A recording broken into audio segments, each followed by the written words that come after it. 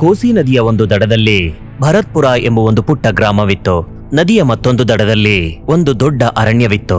ಆ ಕಾಡಿನಲ್ಲಿ ಅನೇಕ ಬಗೆಯ ಪ್ರಾಣಿಗಳು ವಾಸವಾಗಿದ್ದವು. ಶೇರ್ ಸಿಂಗ್ ಆ ಕಾಡಿನ ರಾಜನಾಗಿದ್ದ. ಆದ್ರೆ ಅದಕ್ಕೆ ವಯಸ್ಸಾಗಿತ್ತು. ಅದಕ್ಕೆ ಮೊದಲಿನಷ್ಟು ಸುಲಭವಾಗಿ ಬೇಟೆಯಾಡೋದಿಕ್ಕೆ ಸಾಧ್ಯವಾಗ್ತಾ ಇರಲಿಲ್ಲ. ಈ ವಯಸ್ಸಾಗಿರೋ ಶೇರ್ಖಾನ್ನ ನೋಡಿ ಯುವ ಶೇರ್ಖಾನ್ಗಳು ಅದನ್ನ ರೇಗಿಸ್ತಾ ಇದ್ವು. ಓ ಶೇರ್ಖಾನ್ ಚಿಕ್ಕಪ್ಪ, ನಮ್ಗೆ ಇವತ್ತು ಜಿಂಕೆ ಮಾಂಸ ತಿನ್ಬೇಕು ಅಂತ ಆಸೆ ಆಗಿದೆ. ನಮ್ಗೆ ಇವತ್ತು ಒಂದು ಜಿಂಕೆನ ಬೇಟೆಯಾಡ್ ತಂದ್ಕೊಡ್ತೀರಾ? ಜಿಂಕೆನ ಬೇಟೆ ಆಡೋದು ಈಗ ನನ್ ಕೈಲಿ ಆಗೋದಿಲ್ಲ ಮಗನೇ, ಅರ್ಥ ಆಯ್ತಾ? ನನಗ್ ವಯಸ್ಸಾಗಿದೆ. ಅಯ್ಯೋ ದೇವ್ರೆ, ಆ ಜಿಂಕೆಗಳು ಬೇಗ ಓಡ್ತವೆ. ಚಿಕ್ಕಪ್ಪನಿಗೆ ವಯಸ್ಸಾಗಿದೆ. ನೀನು ಚಿಕ್ಕಪ್ಪನ ಕೈಲಿ ಸಾಯಿಸೋಕಾಗುವಂತ ಪ್ರಾಣಿ ಹೆಸರು ಹೇಳು. ಚಿಕ್ಕಪ್ಪ, ಹೋಗ್ಲಿ ಮೊಲನ ಹಿಡಿತೀರಾ? ನಾವು ಅದರಲ್ಲೇ ಹೊಟ್ಟೆ ತುಂಬಿಸ್ಕೋತೀವಿ ಅಲ್ವಾ ಟೆಂಗೋ? ಹಾ ಚಾರ್ಲಿ. ಏನ್ ನೀವ್ ನನಗ್ ತಮಾಷೆ ಮಾಡ್ತಿದ್ದೀರಾ? ಮತ್ತಿನ್ನೇನು, ನಿಮ್ಗಂತೂ ವಯಸ್ಸಾಗೋಗಿದೆ. ನೀವೇ ಅರ್ಥ ಮಾಡ್ಕೊಂಡು ನಿಮ್ ಸ್ಥಾನನ ಬಿಟ್ಕೊಡಿ. ನಮ್ಮಂತ ಯುವಕ ಸಿಂಹಗಳನ್ನ ಈ ಕಾಡಿನ ರಾಜ ಮಾಡ್ಬೇಕು ನೀವು. ಹಾ, ನಾವು ಯುವಕರಾಗಿದ್ದೀವಿ, ಮತ್ತೆ ಶಕ್ತಿ ಇದೆ. ಅಯ್ಯೋ, ನೀವಿನ್ನು ಮಕ್ಕಳು. ರಾಜ ಆಗೋದಕ್ಕೆ ತಾಕತ್ತಲ್ಲ, ತಲೆಯನ್ನ ಉಪಯೋಗಿಸ್ಬೇಕು. ರಾಜ್ಯ ಆಳೋ ತಾಕತ್ತಿರ್ಬೇಕು. ಹಂಗಾದ್ರೆ ನಾವೇನ್ ದಡ್ರ? ಕಾಲ ಬದಲಾಗಿದೆ ಚಿಕ್ಕಪ್ಪ. ನಿಮ್ ಯೋಚನೆ ಹಳೇದಾಗಿದೆ. ಹೊಸ ಜನರೇಷನ್ ಅವರು ತುಂಬಾ ಬುದ್ಧಿವಂತರು. ನೀವು ಬರೀ ನಿಮ್ ಬಗ್ಗೆನೆ ಹೊಗಳ್ಕೊಳ್ತಾ ಇರ್ತಿರೋ ಇಲ್ವೋ? ನನ್ನ ಹತ್ರ ನೀವು ಬುದ್ಧಿವಂತರು ಅಂತ ಸಾಬೀತ್ ಮಾಡ್ತಿರೋ ಏನೋ? ಹಾ, ಖಂಡಿತ ತೋರಿಸ್ತೀವಿ. ಸರಿ, ಈಗ ನಾವು ಬುದ್ಧಿವಂತರು ಅಂತ ಸಾಬೀತ್ ಮಾಡೋದಿಕ್ಕೆ ಏನ್ ಕೆಲಸ ಮಾಡ್ಬೇಕು ಅಂತ ಸ್ವಲ್ಪ ಹೇಳ್ತೀರಾ? ಅಲ್ಲಿ ನೋಡಿ, ನದಿಯ ಆಚೆ ಭಾಗದ ದಡದಲ್ಲಿ ಜನರು ನಿಮಗೆ ಕಾಣಿಸ್ತಾ ಇದಾರಲ್ವಾ? ಹಾ, ಖಂಡಿತವಾಗ್ಲೂ ಕಾಣ್ತಿದ್ದಾರೆ. ಇವತ್ ನನ್ಗೆ ಮನುಷ್ಯರು ಮಾಂಸ ತಿನ್ಬೇಕು ಅಂತ ಆಸೆ ಆಗ್ತಿದೆ. ನೀವು ಆ ಮನುಷ್ಯರಲ್ಲಿ ಯಾರನ್ನಾದ್ರೂ ಒಬ್ರನ್ನ ಅಲ್ಲಿಂದ ಇಲ್ಲಿಗೆ ಕರ್ಕೊಂಡ್ ಬನ್ನಿ. ಅವಾಗ ನೀವು ಬುದ್ಧಿವಂತರು ಅಂತ ಒಪ್ಕೋತೀನಿ. ಚಿಕ್ಕಪ್ಪ, ನಮ್ಮನ್ನೇನ್ ದಡ್ರು ಅನ್ಕೊಂಡ್ಬಿಟ್ಟಿದ್ದೀರಾ? ನಿಮ್ಗೆ ಬೇಟೆ ಆಡೋದಿಕ್ಕಾಗಲ್ಲ, ಅದಕ್ಕೆ ನಾವು ಬೇಟೆ ಆಡ್ಕೊಂಡ್ ಬರ್ಲಿ ಅಂತ ಉಪಾಯ ಮಾಡ್ತಿದ್ದೀರಾ?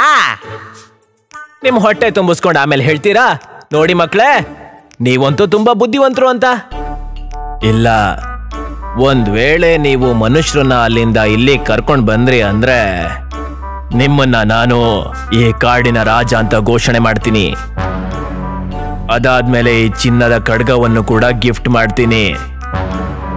ಈ ರೀತಿ ಹೇಳಿ ಶೇರ್ಖಾನ್ ಚಿನ್ನದ ಕಡಗಗಳನ್ನ ಕೆಳಗಡೆ ಇಡ್ತಾನೆ. ಈಗ ಎರಡು ಯುವ ಶೇರ್ಖಾನ್ಗಳು ನದಿಯ ಇನ್ನೊಂದು ದಡದಲ್ಲಿ ಓಡಾಡ್ತಾ ಇದ್ದಂತಹ ಜನಗಳನ್ನ ತಮ್ಮ ಕಡೆ ಕರೆಯೋ ಪ್ರಯತ್ನ ಮಾಡೋದಿಕ್ಕೆ ಶುರು ಮಾಡ್ತಾರೆ. ಓ ಅಣ್ಣ, ಓ ಅಣ್ಣ, ಸ್ವಲ್ಪ ನಿಂತ್ಕೊಳ್ಳಿ. ನನ್ನ ಹೆಂಡತಿಗೆ ಹುಷಾರಿಲ್ಲ, ನೀವು ಸ್ವಲ್ಪ ಬನ್ನಿ. ನನ್ನ ಹೆಂಡತಿನ ಹಾಸ್ಪಿಟ್ಲ್ ಕರ್ಕೊಂಡು ಹೋಗೋದಿಕ್ಕೆ ಸಹಾಯ ಮಾಡಿ. ಅಯ್ಯ, ನನಗಿಷ್ಟ ಬುದ್ಧಿವಂತಿಕೆ ಎಲ್ಲ ಹೇಳೋ. ನೀವು ಮನುಷ್ಯರನ್ನ ದಡ್ರು ಅನ್ಕೊಂಡಿದ್ದೀರಾ? ಅಯ್ಯೋ ಇಲ್ಲ ಅಣ್ಣ, ನನ್ನ ನಂಬಿ, ನಾನು ನಿಜ ಹೇಳ್ತಿದ್ದೀನಿ. ಅಯ್ಯ ಸುಮ್ನಿರೋ. ನನಗೆ ಗೊತ್ತಿದೆ ನಾನು ಅಲ್ಲಿಗೆ ಬಂದ್ರೆ ನೀವು ನನ್ನನ್ನು ಸಾಯಿಸ್ತೀರಾ ಅಂತ. ನಾನಂತೂ ಅಲ್ಲಿಗೆ ಖಂಡಿತವಾಗ್ಲೂ ಬರೋದಿಲ್ಲ. ಬುದ್ಧಿವಂತಿಕೆನ ಬಳಸ್ಕೋ. ಇನ್ನೊಂದ್ಸಲ ಪ್ರಯತ್ನ ಮಾಡಿ ನೋಡು. ಆಹಾ, ಈಗ ನಾನು ಟ್ರೈ ಮಾಡ್ತೀನಿ.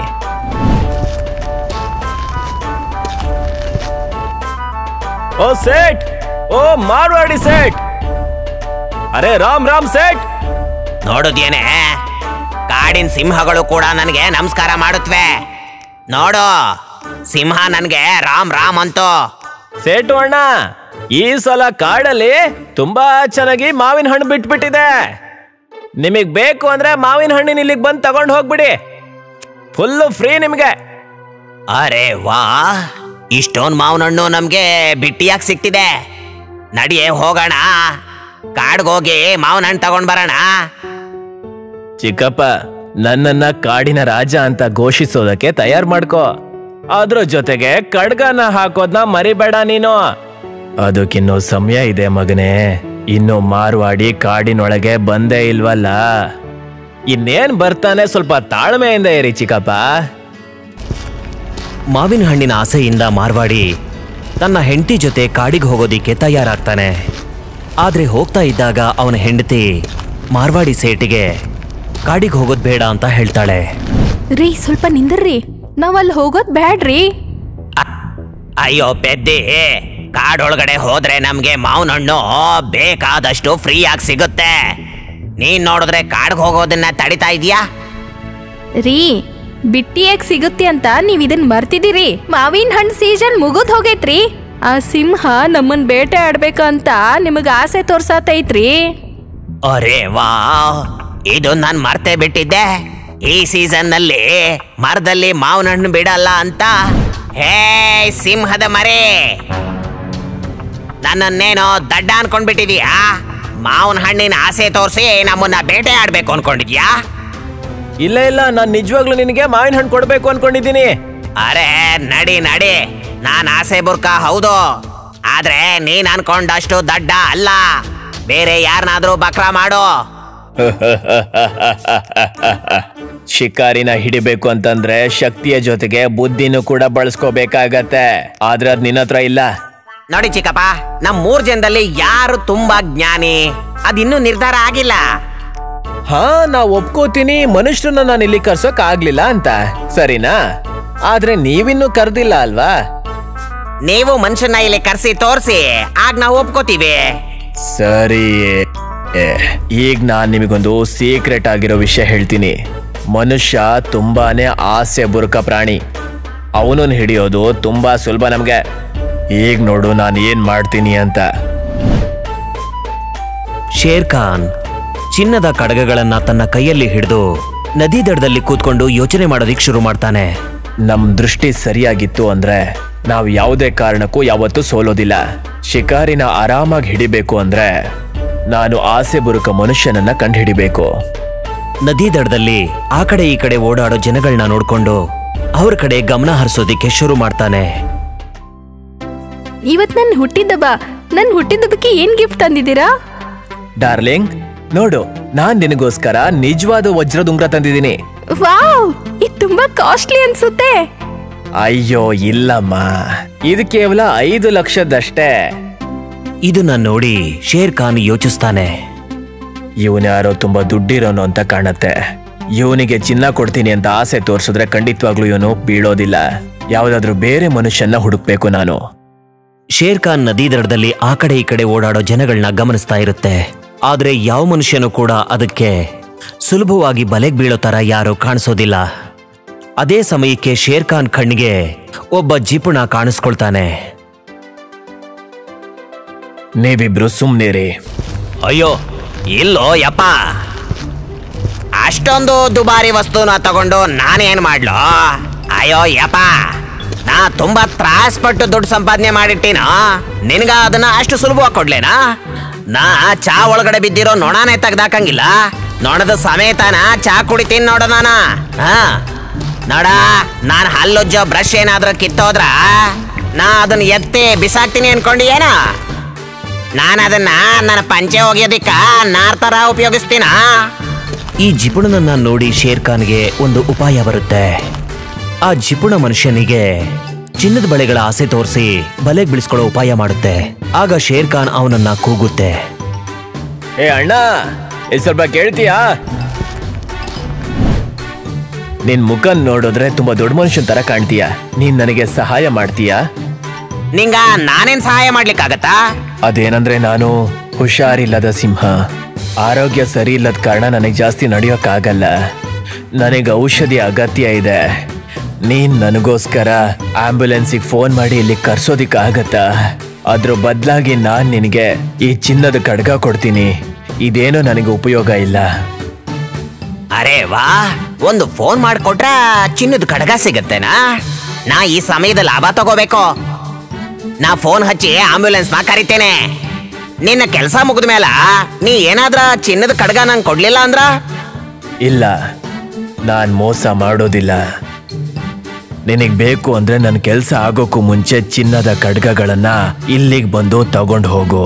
ಸರಿ, ನಾ ಹೆಂಗ ನಂಬ್ಲಿ?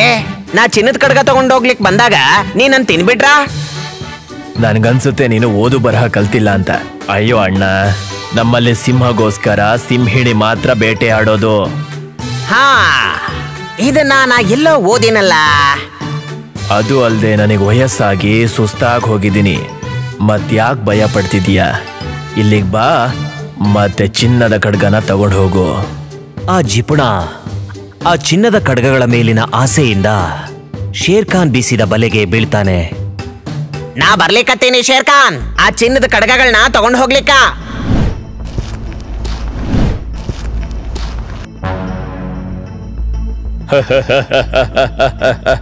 ಕೊನೆಗೂ ನೀನ್ ಬಂದೇ ಬಿಟ್ಯಾ? ಹಾ, ಈಗ ಕೊಡೋ ಚಿನ್ನದ ಖಡ್ಗಗಳನ್ನ. ಹಾ ಖಂಡಿತ ಕೊಡ್ತೀನಿ. ಆದ್ರೆ ಒಂದು ಮಾತನ್ನ ನಿನ್ನ ಹತ್ರ ಹೇಳೋದನ್ನ ಮರ್ತೇ ಬಿಟ್ಟೆ, ಅದನ್ನು ಕೇಳ್ಬೇಡು ನೀನು. ಹಾ ಹೇಳು, ಏನ್ ವಿಷಯ? ನಾನು ಹೇಳಿದ್ದೆ ಅಲ್ವಾ, ನಮ್ಮಂತ ಸಿಂಹಕ್ಕೋಸ್ಕರ ಸಿಂಹಿಣಿಗಳು ಮಾತ್ರ ಬೇಟೆ ಆಡ್ತವೆ ಅಂತ. ಆದ್ರೆ ಇದನ್ನ ಹೇಳೋದ್ ಮರ್ತಿದ್ದೆ ನಾನು. ಒಂದ್ ವೇಳೆ ಸಿಂಹಕ್ಕೆ ಹಸುವಾಗ್ತಿದ್ರೆ ಆಗ ಸಿಂಹ ಕೂಡ ಬೇಟೆಯಾಡತ್ತೆ. ಏನ್ ಹೇಳ್ಲಿಕತ್ತಿ? ಅದೇ, ನನಗೆ ಹಸುವಾಗ್ತಿದೆ.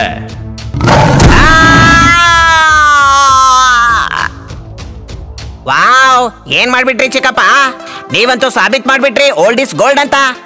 ಅದು ಹಾಗಿರ್ಲಿ, ಈಗ ನನಗೆ ಹೇಳಿ, ಈ ಘಟನೆಯಿಂದ ಏನ್ ಕಲ್ತ್ರಿ ನೀವು? ಈ ಘಟನೆಯಿಂದ ನಮಗ್ ಗೊತ್ತಾಯ್ತು ಆಸೆ ದುಃಖಕ್ ಮೂಲ ಅಂತ. ಮತ್ತೆ ಇನ್ನೂ ಒಂದ್ ತಿಳ್ಕೊಂಡ್ವಿ, ಅದೇನಂದ್ರೆ ರವಿ ಕಾಣ್ದೇ ಇರೋದನ್ನ ಕವಿ ಕಂಡ ಅಂತ, ಮತ್ತೆ ಕವಿ ಕಾಣ್ದೇ ಇರೋದನ್ನ ಅನುಭವಿ ಕಂಡ ಅನ್ನೋದನ್ನ. ಹಾ, ಸರಿಯಾದ ಜಾಗದಲ್ಲಿ ಮತ್ತೆ ಸರಿಯಾದ ಸಮಯದಲ್ಲಿ ನಿಮ್ ತಲೆನ ಬಳಸ್ಕೊಂಡ್ರಿ ಅಂದ್ರೆ ಅವಾಗ ಗೆಲುವು ನಿಮ್ದೇ ಆಗತ್ತೆ. ನೀವಂತೂ ಸರಿಯಾಗಿ ಹೇಳಿದ್ರಿ ಚಿಕ್ಕಪ್ಪ. ಈಗ ನೀವು ನನ್ ಜಾಗಕ್ ಬಂದು ಕಾಡಿನ ರಾಜಾಗಕ್ ಬಯಸ್ತೀರಾ? ಇಲ್ಲ ಚಿಕ್ಕಪ್ಪ, ಈ ಕಾಡು ನಿಮ್ದೇನೆ, ಈ ಕಾಡಿನ ರಾಜನು ನೀವೇನೆ.